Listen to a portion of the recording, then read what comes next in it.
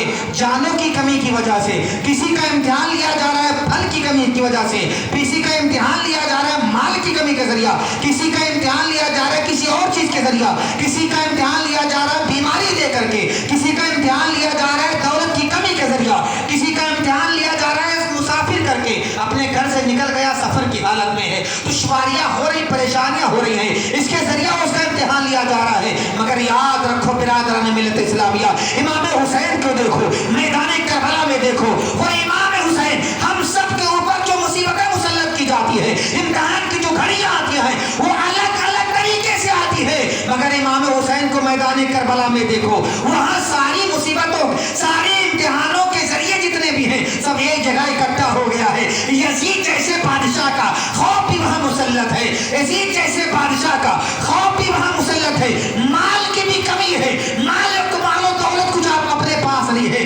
برادران ملت اسلامیہ، غریبی وہاں موجود ہے، گھر وہاں نہیں ہے، سفر کے اندر وہاں موجود ہے، اور وہ اپنے نفس کے ذریعہ یعنی اپنے بچوں کی اور اپنے گھر والوں کی فکر بھی وہاں لائق ہے کہ میرے بعد ان کے ساتھ کیا ہوگا، میرے بعد ان کے ساتھ کون سا معاملہ ہوگا، ان کے ساتھ کون سی مصیبتیں ڈھائی جائیں گی۔ اور یہی نہیں برادران ملت اسلامیہ، وہاں بھوک بھی ہے، پیاس بھی ہے، پریشانیاں بھی ہیں، گرمی بھی ہے، تکلیف بھی ہے، تمام طرح کی مصیبتیں ہیں، مگر وار امام حسین، وار کربلا کے مجاہد، وار شہنشاہ کربلا، وار نبی کے نواسے، وار فاطمہ کے دلارے، وار حضرت علی کے لاڈلے، آپ کی شان کیا کہنا، ہزاروں مصیبتیں ہیں، ہزاروں پریشانیاں ہیں، ہزاروں تکلیف ہے، مگر ان تمام پریشانیوں اور مصیبتوں کے پہاڑ سے حضرت حسین تنہا ان پہاڑوں سے ٹکرا رہے ہیں، اور ٹکرانے کے بعد وہ پہاڑ ٹوٹ رہے ہیں، وہ پہاڑ چکنا چور ہو رہے ہیں، مگر امام حسین کا سینہ ویسے کہ ویسے مضبوط ہے، امام حسین کا قدم ایسے کہ ایسے موجود ہے، امام حسین کا استقلال ذرہ برابر کمی نہیں ہے، امام حسین کے حوصلے میں کمی نہیں آئی ہے، ان کے صبر میں کمی نہیں آئی ہے، ان کے کردار میں کوئی نہیں کمی نہیں آئی ہے، ان کے عبادت میں کوئی کمی نہیں آئی ہے، ان کے حوصلے میں کوئی کمی نہیں آئی ہے، ان کی ہمت میں کوئی کمی نہیں آئی ہے، ان کی سخاوت میں کمی نہیں آئی ہے، ان کی شجاعت میں کوئی کمی نہیں آئی ہے۔ باپ بیٹا رخصت ہو رہا ہے، آنکھوں سے دیکھ رہے ہیں، بیٹا شہید ہو رہا ہے، آنکھوں سے دیکھ رہے ہیں، دوست شہید ہو رہا ہے، آنکھوں سے دیکھ رہے ہیں، ساتھی شہید ہو رہا ہے، آنکھوں سے دیکھ رہے ہیں، بھتیجا شہید ہو رہا ہے، آنکھوں سے دیکھ رہے ہیں، بھانجا شہید ہو رہا ہے، آنکھوں سے دیکھ رہے ہیں، رشتے دار شہید ہو رہے ہیں، آنکھوں سے دیکھ رہے ہیں، بیٹی بھوک سے بلک رہی ہے، آنکھوں سے دیکھ رہے ہیں، بیوی پیاس سے تڑپ رہی ہے، آنکھوں سے دیکھ رہے ہیں، سب کچھ امام حسین اپنی نگاہوں سے دیکھنے کے باوجود صبر کر رہے ہیں۔ صبر کا طاقت ہے، صبر کی طاقت ہے، صبر کا دامن ہے۔ رَإِنَّ اللَّهَ مَعَ الصَّابِرِينَ، پروردگار عالم تو نے فرمایا ہے صبر جدھر ہوگا ادھر خدا ہوگا، لہذا پروردگار جدھر خدا ہوگا ادھر حسین ہوگا، ادھر حسین کے گھر والے ہوگا۔ بات سمجھ رہے ہو میرے بھائی؟ پڑھو اللہم صلی علی سیدنا و مولانا محمد بارک وسلم صلاۃ و سلام دائما علیک یا رسول اللہ صلی اللہ تعالی علیہ وسلم۔ حضرت امام حسین ہیں، امام حسین کے سامنے یزیدی لشکر 22,000 کا ہے۔ اب یزیدی لشکر 22,000 کی فوج موجود ہے، ادھر 72 لوگ ہیں، ادھر 22,000 کا لشکر ہے۔ 22,000 کا لشکر لے کر کے آئے ہو، اور آئے ہو 72 لوگوں کو قتل کرنے کے لیے، آئے ہو 72 کو شہید کرنے کے لیے۔ پتہ چل گیا کہ بزدل کون ہے، بہادر کون ہے، پتہ چل گیا کہ بزدل کون ہے، بہادر کون ہے، پتہ چل گیا کہ سخی کون ہے، کنجوس کون ہے، پتہ چل گیا کہ کون نڈر ہے اور کون بے خوف ہے، پتہ چل گیا کہ کس کے اندر جواں مردی ہے اور کون بزدل ہے، پتہ چل گیا کس کے اندر طاقت و قوت ہے اور کوئی کون کمزور ہے۔ برادران ملت اسلامیہ، گھوڑے ادھر ہیں، بہترین گھوڑے ادھر ہیں، لڑنے والے ہتھیار ادھر ہیں، لڑنے والے انسان ادھر ہیں، تعداد ان کی زیادہ ہے، بڑے بڑے کارواں ان کے پاس ہیں، بڑے بڑے سپہ سالار ان کے پاس ہیں، بڑے بڑے نامور جو علاقے کے مجاہد، علاقے کے پہلوان اور طاقتور تھے وہ سب ان کے پاس ہیں۔ یہاں تو مظلوم کربلا ہے، یہاں تو سید حسین ہے، یہاں تو میدان کربلا کے شہسوار حضرت حسین ہے۔ چھوٹا سا علی اصغر ہے، 6 مہینے کا علی اصغر ہے۔ برادران ملت اسلامیہ، 18 سال کا علی اکبر ہے، 19 سال کے حضرت قاسم ہے، حضرت عباس علمدار ہے، حضرت اولا محمد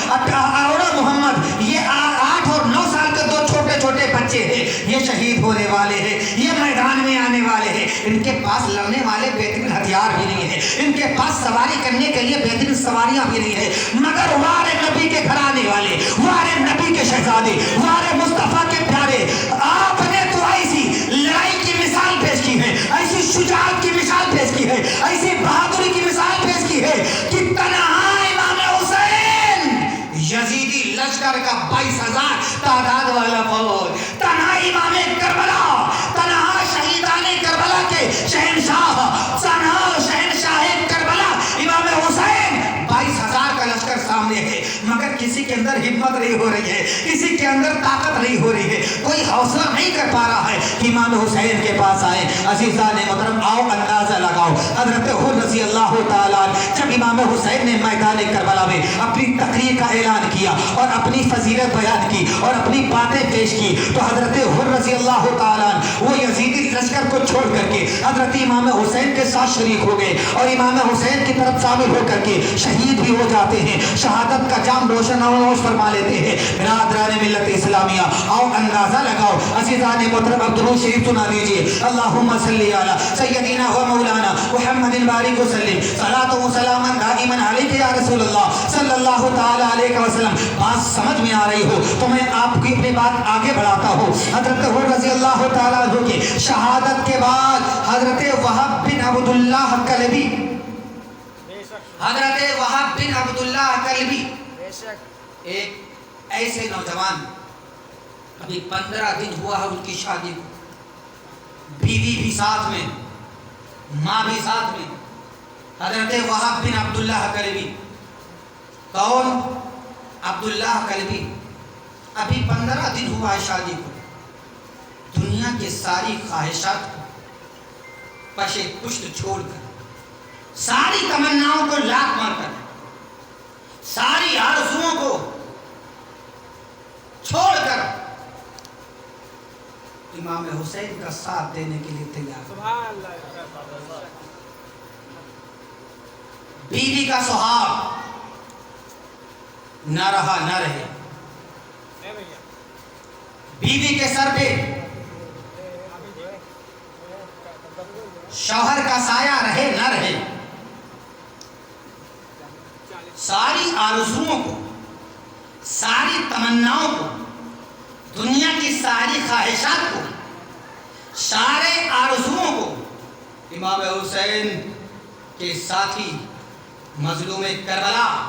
حضرت وہب بن عبداللہ کلبی میں چھوڑ دیا۔ اور شاید ان کی ماں شاید وہ ایسا نہ کرتی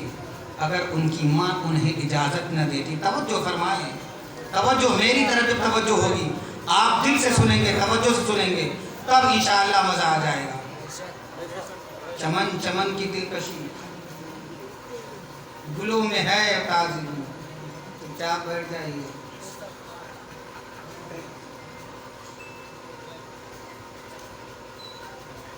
عزیزان محترم،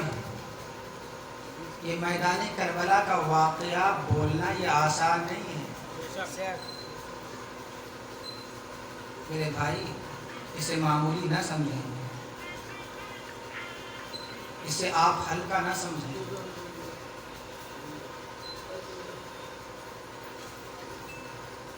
زیادہ تفصیل میں نہ جا کر کے صرف اتنا کہوں گا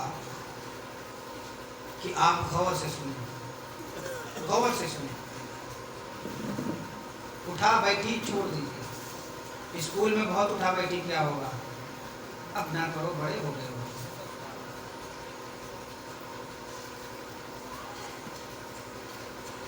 توجہ کریں میری طرف، جب آپ میری طرف توجہ کریں گے میں سمجھ لوں گا مجھے دیکھ رہے ہیں، میری طرف آپ کی توجہ ہے تو انشاءاللہ میں بھی کچھ ہمت کروں گا۔ اللہم صلی علی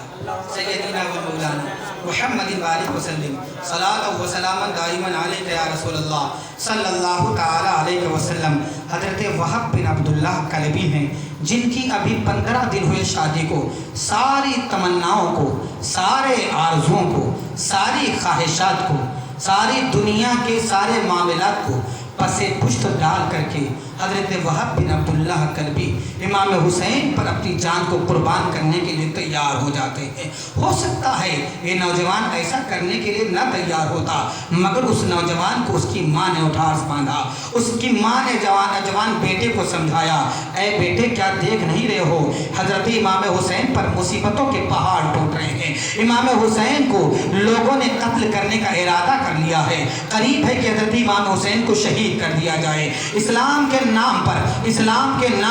اسلام کو ہی نقصان پہنچایا جا رہا ہے، دین کے نام پر دین ہی کو نقصان پہنچانے کی کوششیں کی جا رہی ہیں۔ مظلوم کربلا امام حسین کو شہید کرنے کی کوششیں کی جا رہی ہیں۔ اب وہ ماں اپنے بیٹے سے کہتی ہے، اے بیٹے اگر آج تو آگے نہ بڑھے گا تو یہ ماں اگرچہ میں بوڑھی ہو گئی ہوں، میں امام حسین کی حفاظت کے لیے، امام حسین پر اپنے آپ کو قربان کرنے کے لیے میں آج جا کر کے کربلا والوں کو بتا دوں گی، یزیدیوں کو بتا دوں گی کہ امام حسین سے محبت کرنے والے سے مرد ہی نہیں ہوتے ہیں، امام حسین سے محبت کرنے والی عورتیں بھی ہوتی ہیں۔ برادران ملت اسلامیہ، اتنا سننا تھا کہ وہب بن عبداللہ کلبی نے اپنے ماں کے قدم کو چوما، اپنے ماں کے ہاتھوں کو اپنے سر پہ رکھا، والدہ محترمہ یقیناً میں امام حسین پر اپنی جان کو قربان کرنے کے لیے تیار ہوں، ان پر میں اپنے آپ کو نثار کرنے کے لیے تیار ہوں، بس آپ اجازت دیجئے۔ اتنا کہنے بعد اپنی بیوی کے پاس جاتے ہیں، اے میری بیوی آج جانتے ہو معاملہ کیا ہے؟ کیا معاملہ ہے؟ معاملہ یہ ہے کہ میری شادی کو 15 دن ہوئے ہیں، آج تک میں نے تم کو جو کچھ دیا وہ دیا، میں نے جو تیرے ساتھ جس طریقے سے میں نے زندگی گزاری وہ گزاری، مگر آج کے بعد ہو سکتا ہے میری تمہاری ملاقات نہ ہو سکے، آج کے بعد ہو سکتا ہے میں تمہیں دیکھ نہ سکوں اور تم مجھے دیکھ نہ سکو، اس لیے کہ یزیدیوں نے امام حسین پر ظلم اٹھایا ہے، امام حسین کو شہید کرنے کا ارادہ کر رکھا ہے۔ اے میری بیوی اب میرے دل کو گوارا نہیں ہے کہ میں امام حسین کو شہید ہوتا دیکھوں اور اپنے دامن کو چھپا کر کے کہیں سے الگ چلا جاؤں، ایسا میرا دل کر نہیں رہا ہے، ایسا میرا ارادہ ہو نہیں رہا ہے، مجھے ایسا دل گوارا نہیں کر رہا ہے۔ بیوی جو ہمت والی تھی، شجاعت والی تھی، بہادر بیوی تھی، اس نے کہا اے میرے شوہر، اے میرے سرکار، اگر آپ میدان کربلا میں امام حسین کے نام پر اپنے سر کو قربان کرنا چاہتے ہیں تو یہ بیوی بھی خوشی سے تمہیں اجازت دیتی ہے، یہ بیوی بھی تمہیں خوشی سے اجازت دیتی ہے، جائیے آپ خوشی سے جائیے اور میں اپنا حق محض تجھے معاف کرتی ہوں۔ اے میرے شوہر جاؤ اور میدان کربلا میں ان یزیدیوں کو بتا دو کہ امام حسین سے محبت کرنے والے آج بھی موجود ہیں، امام حسین کے نام پر اپنے سر کو کٹانے والے آج بھی موجود ہیں، امام حسین کے نام پر اپنے آپ کو قربان کرنے والے آج بھی دنیا کے اندر موجود ہیں۔ اے میرے شوہر وہب بن عبداللہ کلبی، یقیناً آپ جائیے، خوشی سے جائیے، اور یہ بیوی آپ کو اجازت دیتی ہے، یہ بیوی آپ سے کہتی ہے آپ جائیے، میرا صحاب اگر اجڑ جائے تو اجڑ جائے، میں اگر بیوہ ہو جاؤں تو بیوہ ہو جاؤں، میں زندگی پر بیوی کی زندگی گزاروں تو گزارا کروں، میرے سر سے میرے شوہر کا سایہ اگر اٹھ جائے تو اٹھنے دیا جائے، مگر ناموس رسالت کی حفاظت ہو جائے، مگر قرآن کی حفاظت ہو جائے، مگر اسلام کی حفاظت ہو جائے۔ اتنا کہنا تھا کہ بیوی حضرت وہب بن عبداللہ کلبی اور ان کی والدہ محترمہ تینوں حضرت امام حسین کی بارگاہ میں حاضر ہو جاتے ہیں۔ ابھی اور ماں نے کہا اے مظلوم کربلا، اے امام حسین، اے امام، آپ میرے بچے کو میدان کربلا میں شہید ہونے کی اجازت دے دیجئے۔ حضرت امام حسین سوچنے لگے، اے بوڑھی ماں آپ کیا کہہ رہے ہیں، یہ آپ کا بیٹا ہے، بڑھاپے کی لاٹھی ہے، آپ کا یہ سہارا ہے، زندگی کی کمائی ہے، آپ اس کے بارے میں کیا کہہ رہے ہیں؟ کیا یہ آپ کا بیٹا جب دنیا سے رخصت ہو جائے گا تو آپ کو مصیبتوں کا سامنا کرنا پڑے گا، آپ کو پریشانیوں کا سامنا کرنا پڑے گا، مگر ماں کہتی ہے اے میرے آقا حسین، میں یہ چاہتی ہوں کہ آج میرا بیٹا آپ کے اوپر قربان ہو جائے تاکہ میدان کربلا میں بھی کسی شہید کی ماں کہلاؤں، مجھے بھی شہید کی ماں کا کہہ کے پکارا جائے، اور یہی نہیں، کم سے کم میدان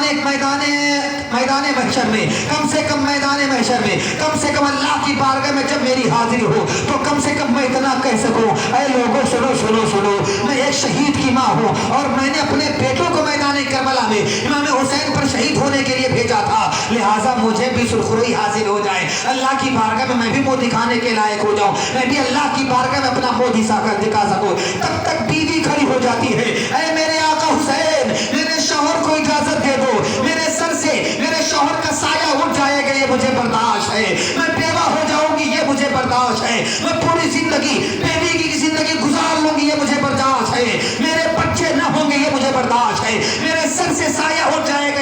बर्दाश्त है, मेरा कोई पुरसाने हाल ना होगा ये मुझे बर्दाश्त है, मेरा कोई ख्याल करने वाला ना होगा मुझे बर्दाश्त है, मगर आए मेरे आका हुसैन मेरे शौहर को मैदान करबला में जाने की इजाजत दे दी जाए। हजरत इमाम हुसैन कहते ये तो बात ठीक है,